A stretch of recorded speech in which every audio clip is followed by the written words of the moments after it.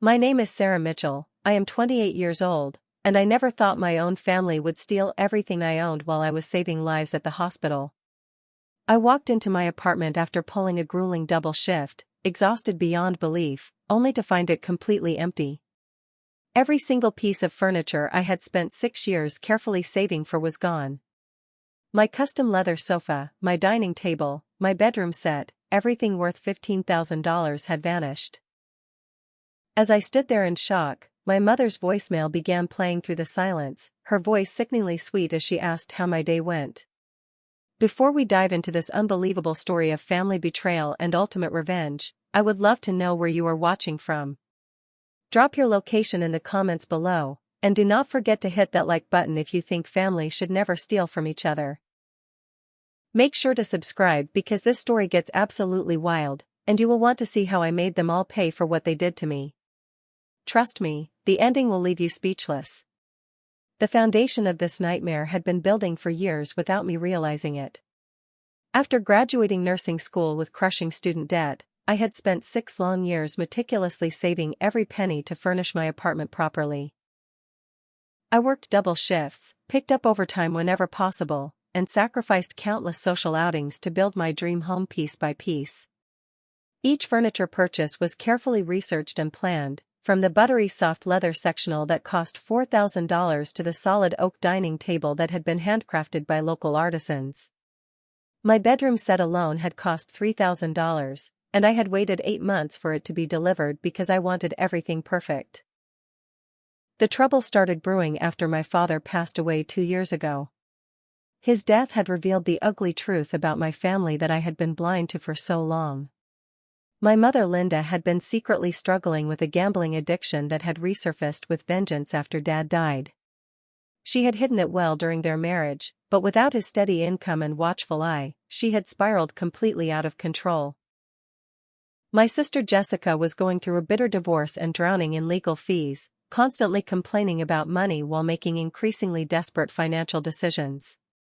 She had moved back in with our mother temporarily, creating a toxic echo chamber where they fed off each other's resentment and entitlement.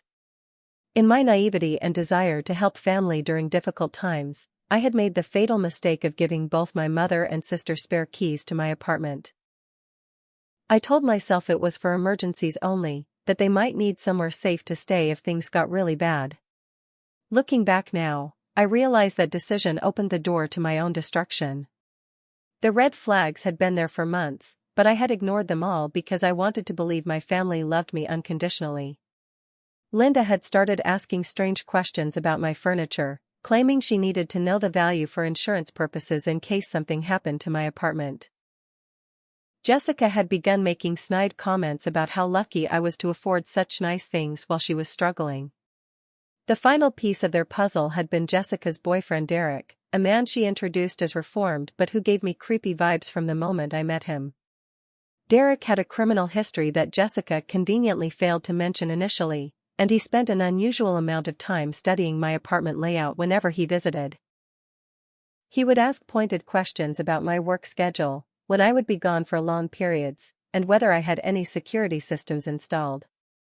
I attributed his interest to general curiosity, never imagining he was casing my home for a future heist. The day of the theft, I had been called in for an emergency double shift because 3 nurses had called in sick with food poisoning. I texted my family group chat to let them know I would be at the hospital for at least 16 hours straight, a detail that I now realize sealed my fate. While I was busy saving lives and caring for patients, my own flesh and blood were systematically stripping my home of everything I had worked so hard to acquire. When I finally dragged myself home that night, my legs aching and my mind foggy from exhaustion, nothing could have prepared me for the sight that greeted me. Walking through my front door was like stepping into a parallel universe where I had never existed. The living room that had once showcased my beautiful sectional and matching coffee table was nothing but empty carpet and dust outlines where my furniture had been. My dining area looked like a ghost town, with only the indentations in the carpet showing where my table and chairs had proudly sat. Even my bedroom had been completely ransacked, with only my mattress remaining on the floor like some cruel joke. The only things they had left behind were family photos scattered on the floor, as if to mock me with memories of happier times when I still believed these people cared about me. The immediate aftermath of discovering the theft sent me into a state of shock so profound that I initially could not process what had happened. I walked through my empty apartment like a zombie, touching the walls where my furniture had been, trying to convince myself this was some kind of nightmare from which I would eventually wake up. The silence was deafening, broken only by the echo of my footsteps on bare floors that had never seemed so cold and unwelcoming. My first instinct was to call the police, but something held me back because deep down, I already knew who was responsible for this devastating betrayal. My investigation began with checking the building's security cameras, though I dreaded what I might find. The footage told the story I had been afraid to hear. At exactly 9:30 in the morning, just 2 hours after I had left for work, a moving truck had pulled up outside my building. The grainy black and white video showed my mother Linda directing the operation like a seasoned military commander, pointing and gesturing as several men loaded my precious furniture into the truck. Jessica stood beside her, occasionally checking items off what appeared to be a detailed list. The most painful part was watching Derek coordinate the whole operation, clearly the mastermind behind the logistics of stripping my home bare. My neighbor Mrs. Rodriguez, an elderly woman who had always been kind to me, provided the final confirmation I needed. She had witnessed the entire theft but assumed it was a legitimate move since Linda had confidently announced herself as my mother. Mrs. Rodriguez described how Linda had chatted pleasantly about how I was moving to a bigger place and needed help relocating my things. The elaborate lie demonstrated just how calculated and premeditated this betrayal had been. This was not a spur-of-the-moment decision driven by desperation, but a carefully orchestrated plan to steal everything I owned while maintaining plausible deniability. When I finally worked up the courage to call Linda, her response was a masterclass in manipulation and gaslighting that left me questioning my own sanity. She answered the phone with false sweetness, asking about my shift at the hospital as if nothing unusual had happened. When I demanded to know where my furniture was, her tone shifted to wounded indignation. She claimed she had no idea what I was talking about, suggesting that perhaps I was confused or stressed from working too many hours. Linda even had the audacity to propose that maybe I had forgotten moving the furniture myself, implying that my mental state was compromised. Jessica's response was far more direct and infinitely more cruel. Instead of phone calls, she sent a series of increasingly vicious text messages that revealed the true depth of her resentment toward me. Her words cut like knives as she accused me of being selfish and ungrateful, claiming that I owed the family compensation for years of perceived slights. The most shocking revelation came when she declared that I had no right to live comfortably while she struggled, especially since our father had supposedly left everything to me in his will. This accusation was completely false, but it revealed the narrative Linda had been feeding Jessica to justify their theft. The truth about my father's will became another weapon they used against me. Dad had indeed left me his house, but only because Linda already owned their primary residence and Jessica had received a substantial cash inheritance to help with her divorce. The will had been carefully constructed to ensure everyone received something valuable, but Linda had twisted the facts to paint me as the greedy daughter who had received everything while leaving her other children with nothing. This lie became the foundation for their justification, allowing them to frame their theft as righteous redistribution rather than criminal behavior. Derek's involvement became impossible to ignore when I discovered social media posts showing my furniture prominently displayed in what appeared to be a storage facility. He had been careless enough to post pictures of himself lounging on my sectional with captions about his new setup. The posts were quickly deleted, but not before I managed to screenshot everything as evidence. His brazen display of my stolen property demonstrated just how confident they all were that I would never fight back or seek justice for their crimes. The impact on my professional life began immediately and added another layer of stress to an already impossible situation. The emotional trauma of being betrayed by my family affected my ability to concentrate at work, and my supervisor noticed my declining performance during patient care. I found myself making small mistakes that I never would have made before, forgetting medication schedules and struggling to maintain the composure that had always been my strength as a nurse. The irony was crushing because while I was fighting to save other people's lives, my own life was being systematically destroyed by the people who should have protected me. My first ally emerged from an unexpected source when my colleague Marcus, a fellow nurse who had always been friendly but never particularly close, offered genuine support and practical advice. Marcus had witnessed my deteriorating state at work and approached me with concern rather than judgment. When I finally broke down and told him what had happened, he immediately offered to help me navigate the legal system and connected me with resources I never knew existed. His kindness reminded me that not all relationships are built on manipulation and betrayal. Filing the police report became an exercise in frustration that perfectly illustrated how family relationships complicate criminal matters. The responding officers were sympathetic but explained that because Linda and Jessica were family members with access to my apartment, the theft fell into a gray area that made criminal prosecution extremely difficult. They classified it as a civil matter, essentially telling me that I would need to pursue justice through the courts rather than through criminal charges.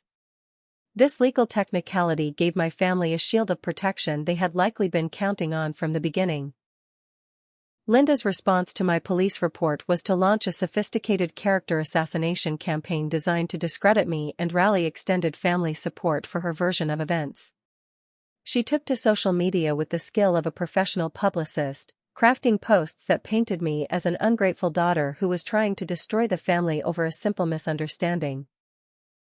Her Facebook posts were carefully worded to avoid direct lies while implying that I was mentally unstable and vindictive.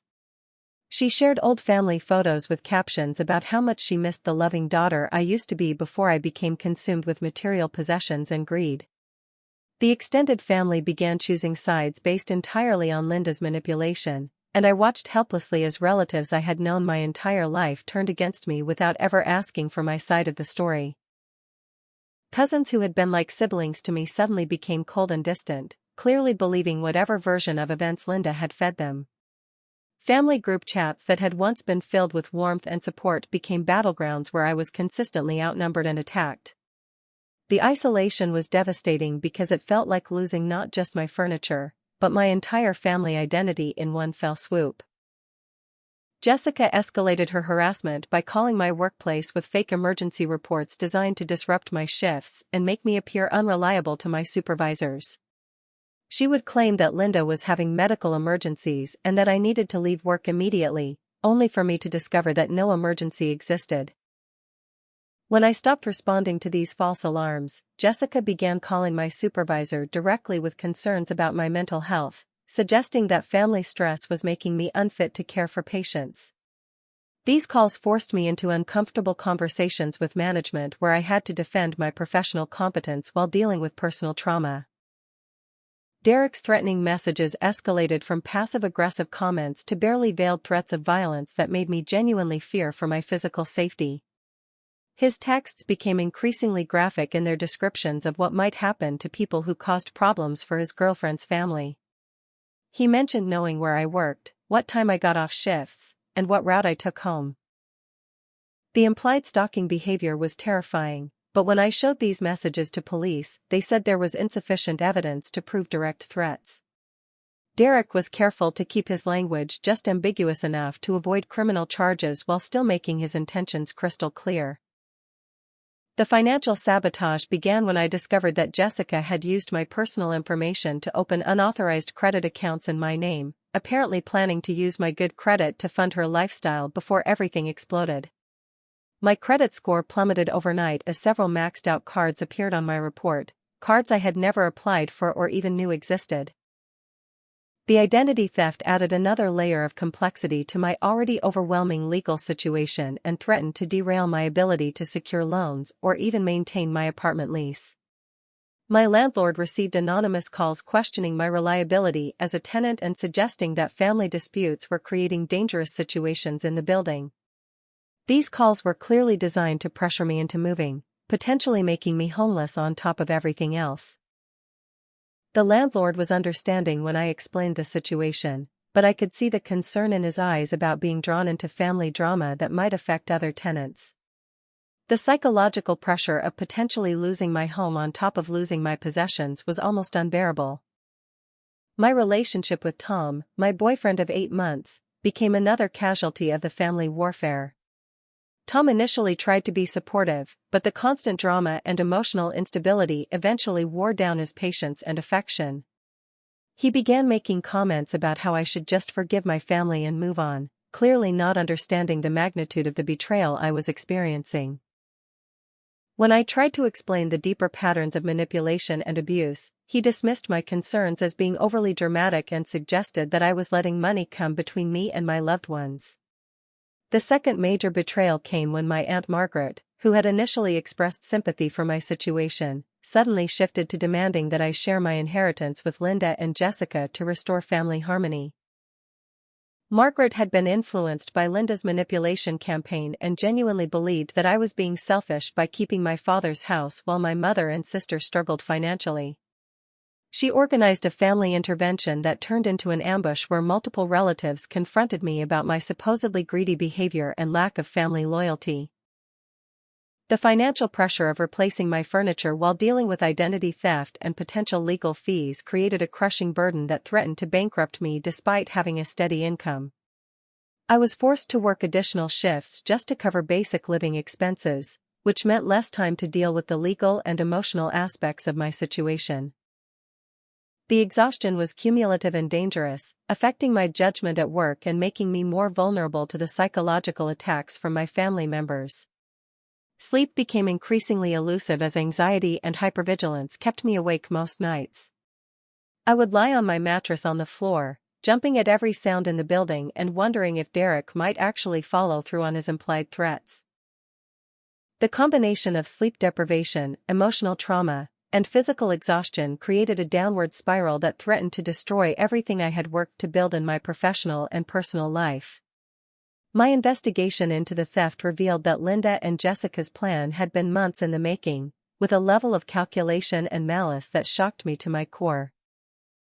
Through careful review of phone records and social media activity, I discovered that they had been discussing my furniture and work schedule since at least 3 months before the theft occurred. Linda had been photographing my apartment during visits, supposedly to show Jessica how nicely I had decorated, but actually to catalog every valuable item for their eventual heist.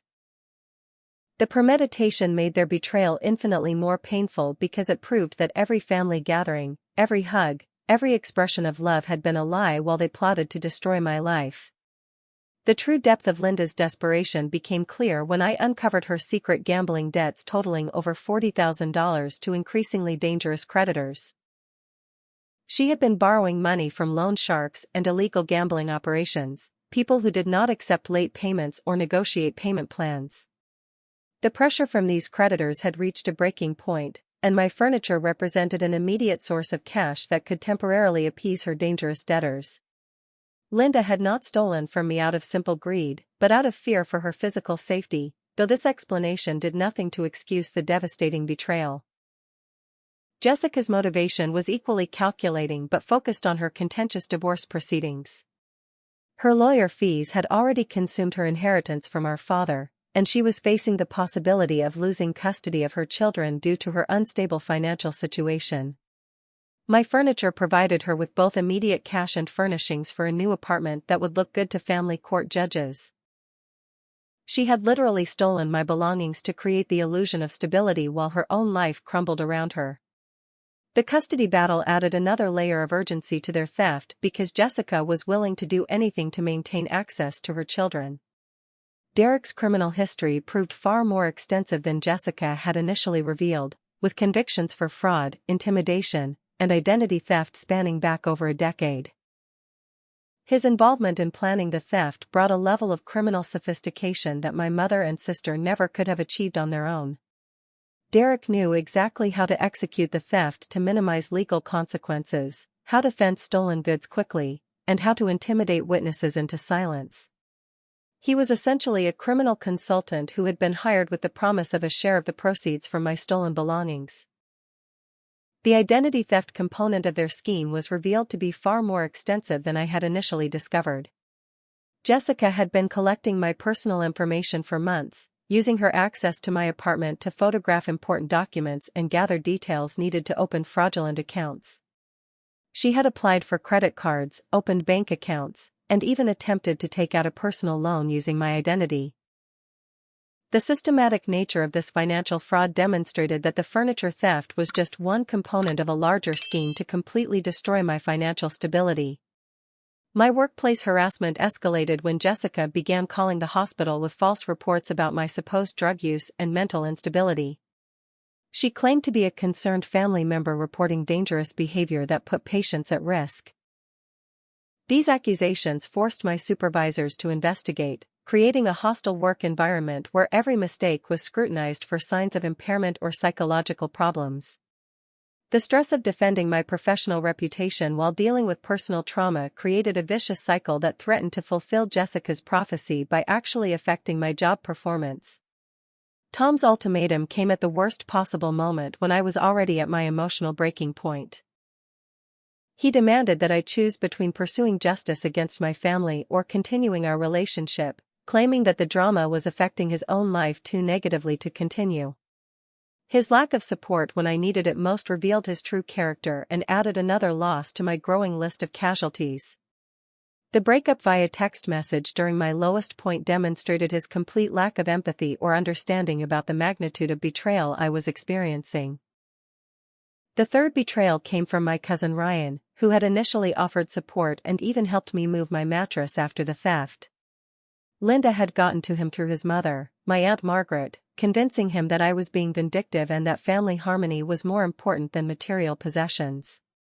Ryan called me with tears in his voice, begging me to drop any legal proceedings and just forgive everyone for the sake of family unity.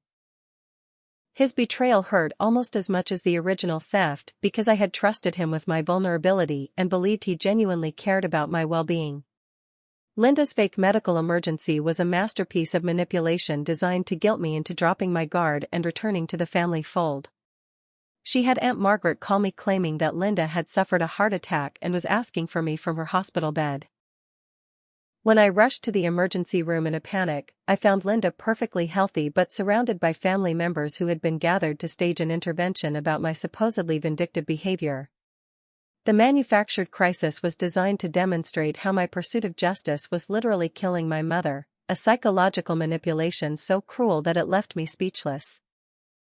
My mental health began deteriorating rapidly under the constant pressure and isolation, with panic attacks becoming a daily occurrence and insomnia making it difficult to function at work or in my personal life. I found myself jumping at shadows, constantly checking locks, and unable to trust anyone's motivations or intentions. The hypervigilance was exhausting but felt necessary because my family had proven that people who claimed to love me were capable of devastating betrayal. Depression settled in like a heavy blanket, making even simple tasks feel overwhelming and pointless. The cumulative effect of these betrayals and attacks created a psychological crisis that threatened to break me completely. I began questioning my own memories and perceptions, wondering if perhaps I really was the selfish and vindictive person my family claimed me to be. The gaslighting had been so effective that I started doubting whether the theft had really been as malicious as it seemed or if I was overreacting to a family misunderstanding. This self-doubt was perhaps the most dangerous aspect of their campaign because it threatened to prevent me from seeking the justice I desperately needed and deserved. Linda's harassment campaign reached a new level of boldness when she began showing up at my workplace unannounced, creating public scenes designed to embarrass me and portray me as an ungrateful daughter to my colleagues and patients. She would arrive during shift changes when the maximum number of people would witness her theatrical displays of maternal grief over her supposedly estranged daughter. Linda had perfected the art of crying on command, telling anyone who would listen about how heartbroken she was that I had chosen money over family love. These public humiliations forced my supervisors to escort her from the premises multiple times, creating professional complications that threatened my job security. Jessica's attempt to file a restraining order against me backfired spectacularly when I countered with my own petition supported by documented evidence of her harassment and identity theft. Her lawyer had advised her that playing the victim might generate sympathy from judges, but Jessica had made the mistake of filing false claims that could be easily disproven through phone records and social media posts. When her restraining order was denied and mine was approved, Jessica's rage exploded into increasingly erratic behavior that demonstrated her deteriorating mental state under the pressure of her own criminal actions. Derek's intimidation campaign escalated beyond threatening messages to actual stalking behavior that made me fear for my physical safety every moment I was not in secure locations. He began following me to and from work, sitting in his car outside the hospital during my shifts, and leaving anonymous notes on my car windshield with messages about what happens to people who cause problems for his family. The psychological terrorism was designed to wear down my resolve and convince me that pursuing justice was more dangerous than accepting the theft and moving on with my life. The extended family intervention turned into a coordinated ambush where relatives I had known since childhood surrounded me with accusations and demands for reconciliation on Linda's terms. Uncle Robert, who was also the family lawyer, had helped orchestrate this gathering by telling me it was a neutral discussion about finding common ground. Instead, I walked into a room full of people who had already decided I was guilty of destroying family harmony over material possessions. The betrayal of being lied to about the meeting's purpose was almost as painful as the unified attack on my character and motivations. My grandmother's involvement in the manipulation campaign was perhaps the most heartbreaking aspect of the family's coordinated assault on my sanity and resolve. Grandma Rose had always been my refuge during childhood difficulties, the one family member who seemed to understand and accept me unconditionally. Linda had gotten to her through carefully crafted stories about my supposed vindictiveness and mental instability, convincing this 92-year-old woman that her beloved granddaughter had become consumed with greed and hatred. When Grandma Rose called to tell me that my father would be ashamed of my behavior, the words cut deeper than any other attack I had endured. The revelation of childhood trauma patterns helped me understand that my role as the family scapegoat was not a new development but a lifelong dynamic that had been hidden behind false expressions of love and support. Looking back with adult eyes, I could see how every family crisis had somehow become my fault, how my achievements were minimized while my mistakes were magnified and discussed endlessly. The furniture theft was not an aberration but the culmination of decades of psychological abuse that had been normalized and hidden behind the facade of a loving family. This realization was both devastating and liberating because it meant the current situation was not really about furniture but about long-established patterns of exploitation and emotional abuse. The financial sabotage continued with my bank account being frozen due to fraud claims filed by Jessica using falsified documents that claimed I had stolen money from her during her divorce proceedings. The bank's investigation process meant that my legitimate funds were inaccessible for weeks while they sorted through Jessica's fabricated evidence.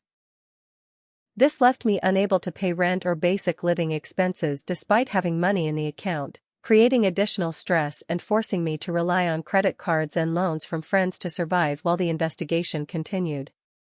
My workplace consequences multiplied as the family harassment affected my professional reputation and reliability.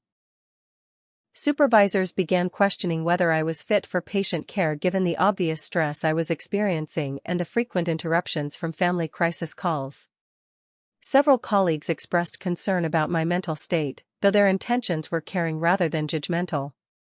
The irony was crushing because nursing had always been my sanctuary, the one place where I felt competent and valuable, but even that refuge was being contaminated by my family's campaign of destruction.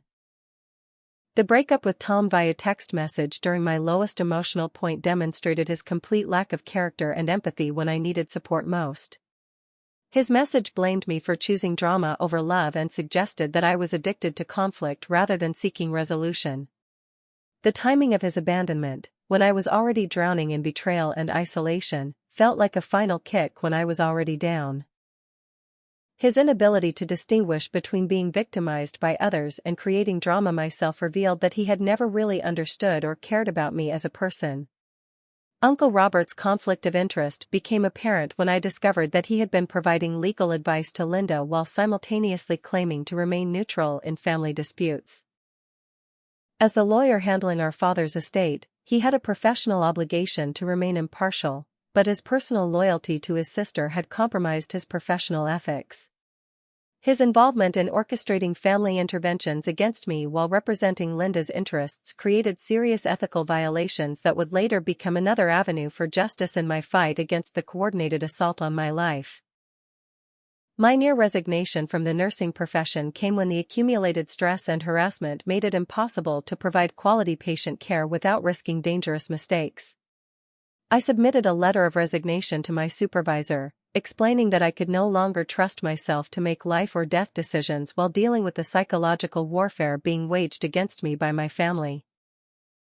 The supervisor, who had witnessed my professional decline over the months of harassment, convinced me to take a leave of absence instead of quitting permanently, holding my position while I sought professional help for the trauma I was experiencing. The dangerous confrontation with Derek in the hospital parking garage marked the moment when his intimidation campaign crossed the line from psychological terrorism to physical threat. He cornered me after a night shift when the parking area was deserted, pressing me against my car while explaining in graphic detail what would happen if I continued causing problems for Jessica and Linda. His breath smelled of alcohol and his eyes held a violence that convinced me he was capable of following through on his threats. Only the arrival of a security guard making routine rounds prevented what could have been a physical assault that might have ended my pursuit of justice permanently. My complete breakdown in the hospital parking lot after Derek's confrontation finally forced me to acknowledge that I could not handle this psychological warfare alone without professional help and genuine allies. The panic attack was so severe that paramedics were called, and I found myself being treated as a patient in the same emergency room where I had worked for years. The humiliation of being wheeled past colleagues who knew me as a competent professional was overwhelming, but it also marked the moment when I stopped trying to handle everything independently and began reaching out for the support I desperately needed.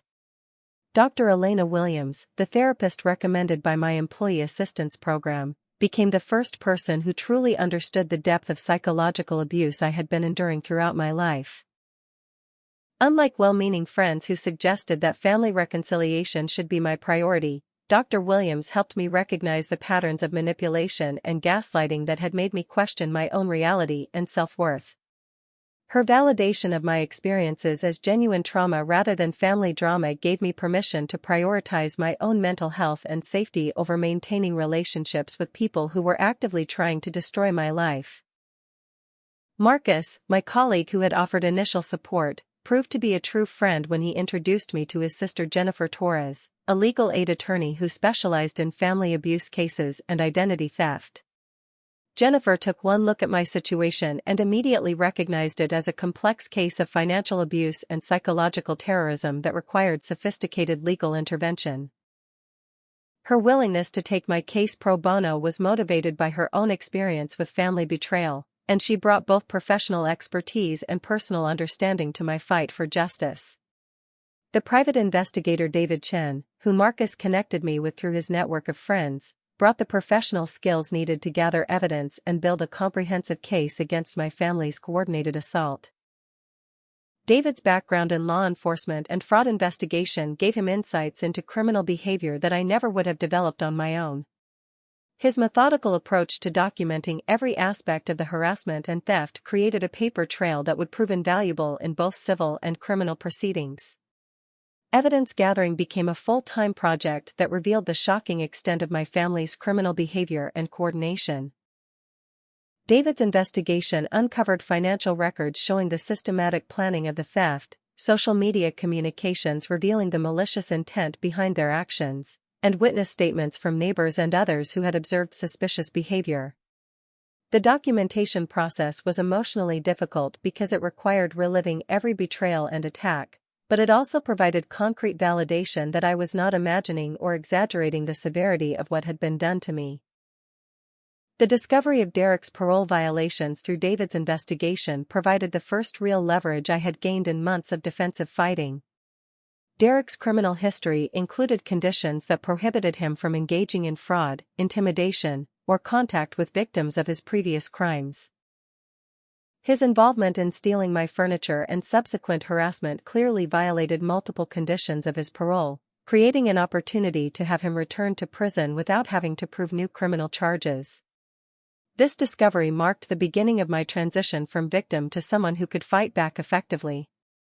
Linda's gambling addiction was exposed to extended family members through careful documentation of her financial transactions and debt obligations. David's investigation revealed the true scope of her gambling problem and the dangerous creditors who were pressuring her for payment. When presented with evidence of her desperation and the lies she had told to justify the theft, several family members began questioning the narrative they had been fed about my supposed greed and vindictiveness. Jessica's false identity theft claims were systematically disproven through digital forensics that showed exactly when and where fraudulent accounts had been opened in my name. The evidence trail led directly back to Jessica's computer and phone, proving beyond doubt that she had been the perpetrator rather than the victim of identity theft. This evidence not only cleared my name but also provided grounds for criminal charges against Jessica that could result in significant jail time and financial penalties. My workplace vindication came when hospital security reviewed surveillance footage that clearly showed the harassment I had been experiencing was external rather than a result of my own psychological problems. The footage captured Linda's disruptive visits, documented the timing of Jessica's false emergency calls, and provided evidence of Derek's stalking behavior in the parking areas. This professional validation restored my reputation among colleagues and supervisors who had begun questioning my stability and reliability. Linda's desperate attempt to have me committed for psychiatric evaluation represented the most extreme escalation of her manipulation campaign. She filed papers claiming that I was delusional and dangerous, using my pursuit of justice as evidence of mental illness that required immediate intervention. The psychiatric evaluation she demanded would have given her temporary control over my finances and legal affairs, effectively ending my ability to seek justice for the theft and harassment. This attack on my fundamental autonomy and freedom marked the moment when I realized that peaceful resolution was impossible and that complete victory was the only acceptable outcome. The counter-strategy planning sessions with Jennifer and David transformed my approach from reactive defense to proactive offense. We developed a multi-pronged legal assault that would address every aspect of their criminal behavior while protecting me from future retaliation. The strategy included civil suits for theft and damages, criminal complaints for identity theft and harassment, insurance fraud reports, and bar complaints against Uncle Robert for his ethical violations. This coordinated approach would overwhelm their ability to defend multiple fronts simultaneously while maximizing the consequences for their actions. My realization about family patterns of abuse and scapegoating provided the psychological foundation I needed to pursue justice without guilt or second-guessing. Dr. Williams helped me understand that the current situation was not an isolated incident but the culmination of lifelong psychological abuse that had been disguised as normal family dynamics. This understanding freed me from the misplaced loyalty and guilt that had been paralyzing my decision-making and allowed me to prioritize my own well-being over maintaining relationships with people who had never truly cared about me. The therapeutic breakthrough about establishing firm boundaries with toxic family members gave me the emotional strength to withstand the increased attacks that would inevitably come as I fought back against their coordinated assault. Dr. Williams taught me techniques for maintaining psychological distance from manipulation attempts and helped me develop the self-confidence needed to trust my own perceptions rather than accepting gaslighting as truth. This inner strength became the foundation for everything that followed in my fight for justice and recovery. My first major victory came when Derek was arrested for parole violations based on the evidence David had gathered about his involvement in the theft and subsequent harassment campaign. The arrest happened at 6 a.m. when parole officers showed up at the apartment he shared with Jessica, finding him surrounded by evidence of his criminal activities. Derek's return to prison not only removed the most dangerous element of the harassment campaign but also sent a clear message to Linda and Jessica that I was no longer playing defense. The psychological impact of seeing him led away in handcuffs was immense, proving that actions have consequences even for people who think they are above the law. David's investigation uncovered the location of my stolen furniture through a combination of surveillance and financial tracking that revealed Derek's network of contacts in the resale market. Some pieces were found in a storage unit rented under Derek's name, while others had been placed in Jessica's new apartment to create the illusion of stability for her custody battle. The discovery of my belongings intact provided both financial relief and emotional validation, proving that the theft had been real and systematic rather than a figment of my imagination as Linda had suggested. The legal pressure campaign Jennifer orchestrated began with cease and desist letters sent to all family members involved in the harassment, clearly outlining the criminal and civil penalties they faced if their behavior continued. The letters were carefully crafted to demonstrate that I now had professional legal representation and was prepared to pursue every available avenue for justice. The immediate effect was a reduction in direct harassment as they realized that their actions were being professionally documented and could be used against them in court. Linda's creditors were contacted with evidence of the furniture theft as proof that she had been hiding assets while claiming financial hardship. These dangerous loan sharks and gambling operations did not appreciate being lied to about Linda's ability to pay, and their increased pressure on her created additional stress that affected her ability to coordinate attacks against me. The revelation that she had stolen from her own daughter to pay gambling debts also destroyed her credibility with family members who had previously supported her version of events. Jessica's divorce proceedings became significantly more complicated when evidence of her fraud and identity theft was presented to the family court judge overseeing her custody case. The criminal behavior demonstrated her instability and dishonesty, undermining her claims about being a responsible parent who deserved primary custody of her children. Her ex-husband's attorney immediately seized on this information to argue that Jessica's criminal behavior made her unfit for unsupervised visitation, let alone custody, creating additional legal pressure that consumed her attention and resources. My confidence began returning as each small legal victory demonstrated that justice was possible and that I was not powerless against their coordinated assault. The validation of having my experiences taken seriously by legal professionals helped counteract months of gaslighting and self-doubt. Each piece of evidence that proved their guilt and my innocence rebuilt my sense of reality and self-worth, restoring the inner strength that had been systematically attacked through their psychological warfare. The workplace support increased dramatically once my supervisors understood the true scope of the external harassment I had been facing. Rather than viewing me as a problem employee, they recognized me as a victim of criminal behavior who had maintained professionalism under extraordinary circumstances. The offer of a flexible schedule for court dates and legal appointments demonstrated their commitment to supporting my pursuit of justice while maintaining my employment and professional standing. My new romantic interest emerged when Michael, one of Jennifer's law firm colleagues, offered both personal support and additional legal expertise during the most intense period of the legal battle. Unlike Tom, who had demanded that I choose between justice and relationship harmony, Michael understood that pursuing accountability for criminal behavior was not optional but necessary for my psychological healing and future safety. His support was unconditional and based on genuine respect for my strength and determination rather than expectations that I should sacrifice my well-being for the convenience of others. Extended family members began questioning Linda's version of events as evidence mounted and her credibility crumbled under scrutiny.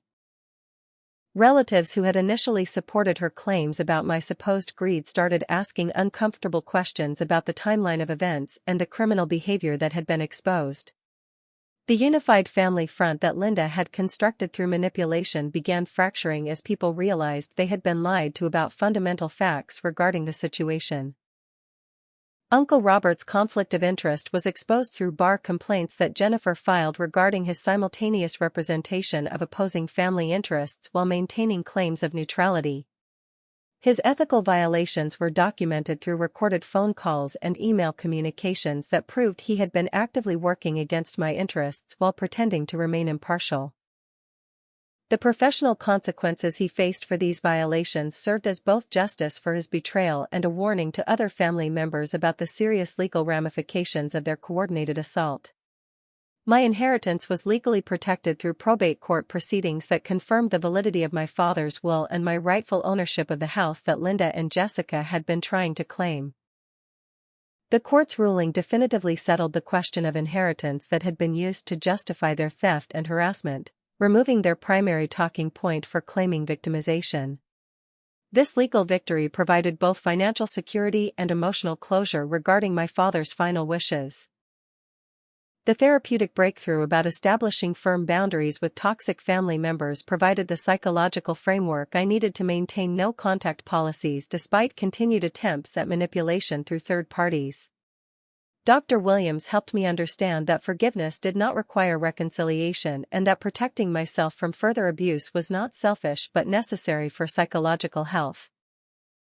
This clarity about healthy boundaries became essential as the legal battle intensified and family pressure for reconciliation increased. The coordinated legal assault I launched represented months of careful planning and evidence gathering that attacked every aspect of my family's criminal behavior simultaneously. Jennifer filed civil suits for theft and damages while criminal complaints were submitted for identity theft, fraud, and harassment. Insurance fraud reports were filed regarding Linda's attempts to hide assets from creditors, and bar ethics complaints were submitted against Uncle Robert for his violations of professional conduct.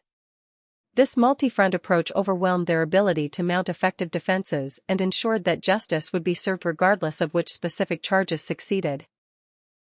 Linda's gambling creditors increased their pressure dramatically when they discovered the evidence of her asset hiding and theft from family members to pay gambling debts. These dangerous individuals did not appreciate being deceived about her financial situation and began demanding immediate payment with interest and penalties. The increased pressure from loan sharks created a crisis that consumed Linda's attention and resources, making it impossible for her to continue coordinating attacks against me while dealing with threats to her physical safety.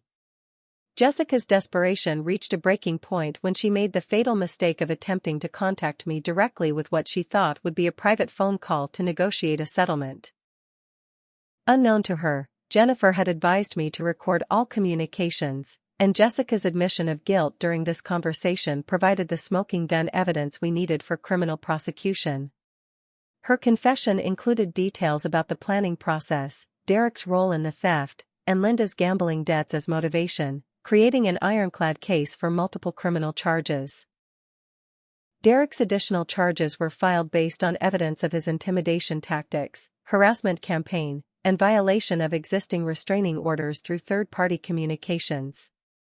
His criminal history made him a repeat offender facing significant prison time, and his desperation to avoid a lengthy sentence led him to cooperate with investigators by providing detailed information about the theft planning and execution. His cooperation implicated Linda and Jessica more deeply while providing prosecutors with insider details about their criminal conspiracy. The recovery of my family furniture through court-ordered police escort was both emotionally satisfying and practically important for rebuilding my life. Watching sheriff's deputies oversee the return of my belongings sent a clear message that the legal system had validated my claims and rejected my family's attempts to justify their theft. The condition of the furniture showed their lack of care and respect for my property, with damage that would require additional compensation beyond the return of the items themselves. Linda's public meltdown at the local grocery store became the final nail in the coffin of her credibility with extended family and community members who witnessed her breakdown. The incident occurred when a family friend mentioned seeing news coverage of the criminal charges, causing Linda to explode in a screaming tirade about ungrateful children and family disloyalty. Her inability to maintain composure in public demonstrated the psychological pressure she was experiencing and destroyed any remaining sympathy from people who had initially supported her claims. Extended family apologies began pouring in as the truth became undeniable and family members realized they had been manipulated into supporting criminal behavior. Relatives who had participated in interventions against me called with tearful apologies, explaining how Linda's lies had convinced them that I was the problem rather than the victim. While these apologies provided some emotional healing, they also highlighted how easily people can be manipulated when they want to believe a convenient narrative rather than investigating uncomfortable truths. My vindication at the workplace came in the form of a formal commendation from hospital administration for maintaining professionalism and patient care quality despite extraordinary personal circumstances. The recognition acknowledged both my professional competence and my strength in handling external attacks that would have destroyed lesser individuals. This public validation restored my reputation completely and positioned me as an example of resilience rather than a problem employee. Financial recovery accelerated through successful insurance claims, civil court judgments, and credit repair services that restored my financial standing while providing compensation for damages. The monetary awards could never fully compensate for the emotional trauma and professional disruption I had experienced, but they provided practical resources for rebuilding my life and pursuing additional education or opportunities. More importantly, the financial consequences imposed on my family served as concrete accountability for their criminal actions. Jessica's divorce was finalized with terms that were extremely unfavorable to her due to the criminal behavior that had been exposed during the custody proceedings. Her ex-husband was awarded primary custody of their children, with Jessica receiving only supervised visitation rights due to concerns about her stability and judgment. The financial settlement was also skewed against her because the court found that her criminal behavior had dissipated marital assets through illegal activities. This outcome provided justice for her children while ensuring that her criminal behavior had lasting consequences. Uncle Robert faced a formal ethics investigation by the State Bar Association that resulted in suspension of his law license and significant professional consequences. His violation of professional ethics in family legal matters created precedent cases that would be used in legal education about conflicts of interest. The professional destruction of his career served as both personal justice and a warning to other legal professionals about the consequences of allowing personal relationships to compromise professional obligations. The legal aftermath extended far beyond my immediate family as prosecutors used the evidence gathered in my case to investigate larger criminal networks involving Derek's associates in fraud and theft operations. The investigation revealed that my furniture theft was part of a larger pattern of criminal activity that had affected multiple victims across the region. This broader impact meant that justice was served not only for my case but for other victims who had been unable to pursue accountability individually. 1 year later, my life had been rebuilt stronger than ever before, with genuine relationships based on mutual respect rather than manipulation and control. My apartment was redecorated with new furniture that reflected my personal taste without the emotional baggage of stolen possessions, and every item represented a choice made freely rather than something that could be taken away by people who claimed to love me. The space felt truly mine for the first time, a sanctuary where I could exist without fear of betrayal or violation from people who had access to my life. My relationship with Michael had developed into something beautiful and healthy based on mutual support and understanding rather than demands for loyalty that required sacrificing personal well-being. He had witnessed my strength during the legal battle and respected my determination to seek justice rather than viewing it as vindictiveness or drama creation. Our relationship grew from a foundation of shared values about integrity and accountability, creating the kind of partnership I had never experienced with someone who demanded that I prioritize relationship harmony over personal safety and justice. Career advancement came in the form of a promotion to charge nurse, a recognition of both my professional competence and the resilience I had demonstrated during the crisis period. My supervisors acknowledged that my ability to maintain patient care quality while dealing with external criminal harassment proved exceptional strength and dedication to the nursing profession. The promotion provided both financial benefits and professional validation that helped restore my confidence in my abilities and judgment after months of having both systematically attacked. My graduation from therapy with Dr. Williams marked the completion of intensive healing work that had rebuilt my sense of self-worth and reality after years of psychological abuse disguised as family love. The therapeutic process had been challenging because it required examining painful patterns from childhood through adulthood, but the result was a clear understanding of healthy relationships and firm boundaries that would protect me from future manipulation. Dr. Williams declared me ready for maintenance visits rather than crisis intervention, acknowledging the tremendous psychological growth I had achieved. Limited contact was established with my grandmother on terms that I controlled completely, allowing for a relationship that honored our shared history while protecting me from manipulation attempts by other family members. Grandma Rose had eventually understood that she had been lied to about my character and motivations, and her sincere apology helped heal some of the deepest wounds from the family betrayal. Our relationship now existed independently of other family dynamics, with clear boundaries that prevented her from being used as a vehicle for others to access my life. Complete no contact was maintained with Linda, Jessica, and Derek as a necessary measure for my psychological safety and legal protection. The restraining orders remained in effect, and I had no desire to resume relationships with people who had proven capable of such calculated cruelty.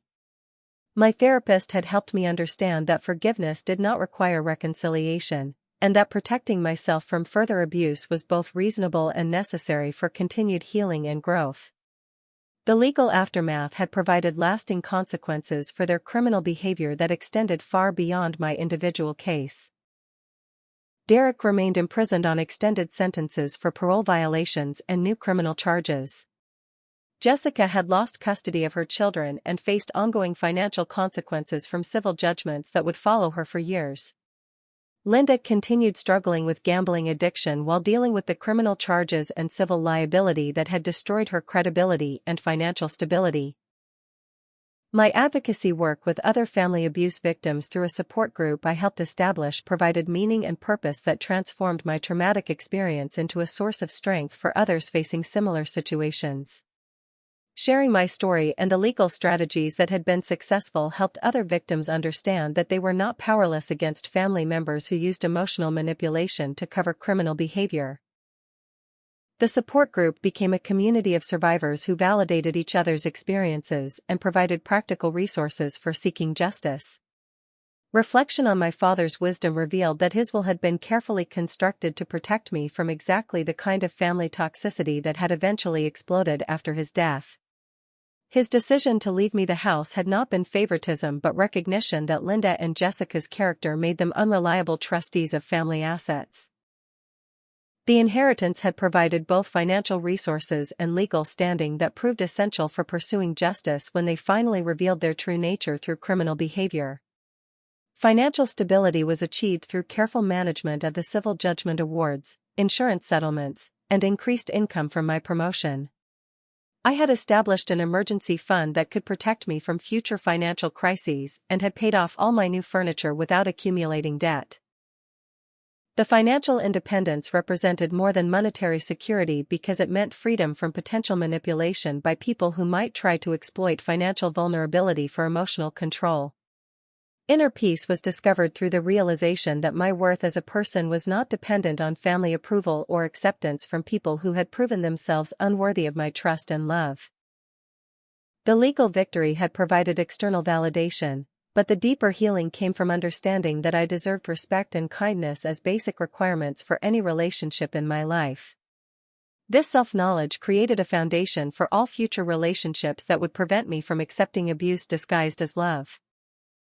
Wisdom about recognizing and avoiding toxic relationships had been hard-earned through painful experience, but it provided invaluable protection for my future happiness and security.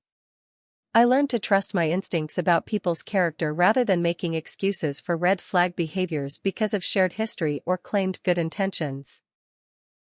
The ability to distinguish between people who genuinely cared about my well-being and those who were using emotional manipulation for personal gain became a crucial life skill.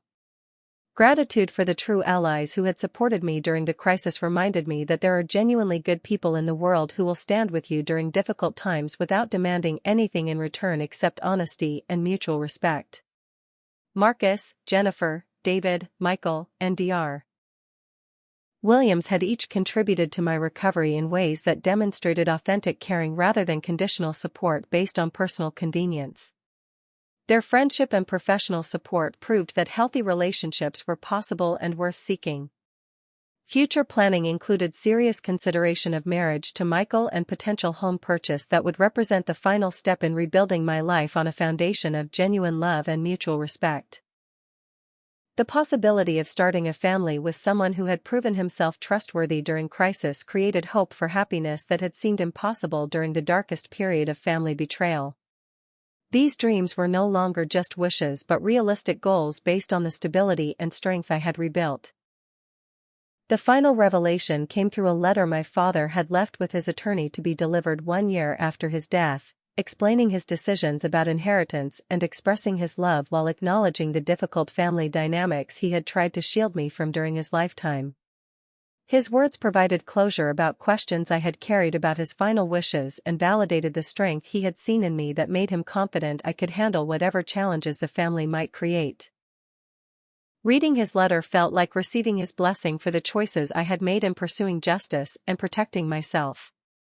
The life lesson that emerged from this traumatic experience was that sometimes the family you choose through genuine relationships matters infinitely more than biological connections that are maintained through obligation and guilt.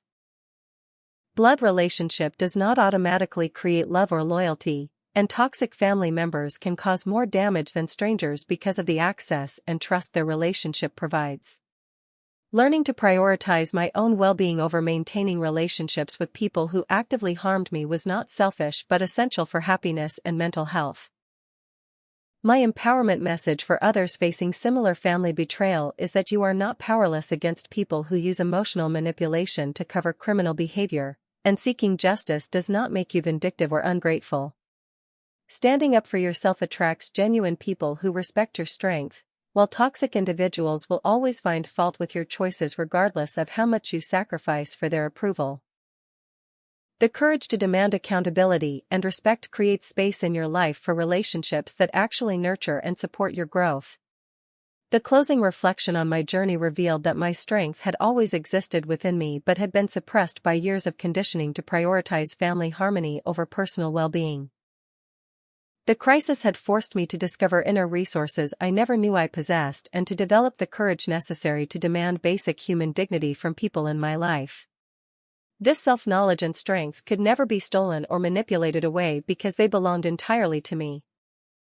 My hope for others trapped in similar situations is that sharing my story will help them recognize that they deserve better treatment and that justice is possible even against family members who seem untouchable due to emotional manipulation and social expectations. The legal system can provide accountability for criminal behavior regardless of family relationships, and professional support is available for both the legal and psychological aspects of recovery from family abuse and betrayal. Have you ever experienced betrayal from family members who you trusted completely?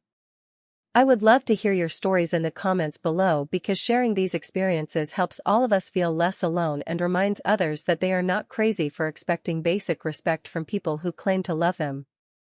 Please hit that like button if this story resonated with your own experiences or if you believe that family relationships should be based on mutual respect rather than blind loyalty. Make sure to subscribe for more stories about overcoming difficult situations and finding strength you never knew you had, because everyone deserves to know that they can survive even the worst betrayals and build something beautiful from the ashes.